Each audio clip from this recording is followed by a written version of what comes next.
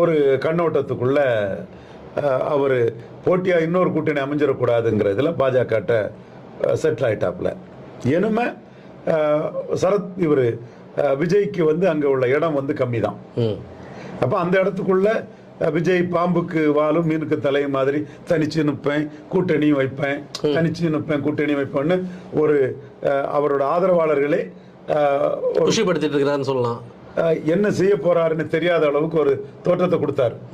ஆக்சுவலா அவங்க ஆதரவாளர்கள் கூட்டணி போகணும்னு தான் நினைக்கிறாங்க. அவங்க அது உண்மை.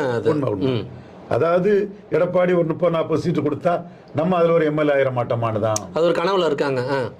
அந்த கனவுல தான் இருக்கிறாங்க. யாரும் தனிச்சு நின்று உழைக்கிறதுக்கு தயார் இல்லை. கேப்டன் விஜயகாந்த் கிட்ட தனிச்சு நின்று அவர் 8% வாக்கெடுத்தாரு. அதற்கு பிறகு 39 பார்லிமெண்ட் கேண்டிடேட்டை போட்டு அதுவும் பவர்ஃபுல்லா நின்று ஃபைட் பண்ணாரு. அதற்கு பிறகு 8-10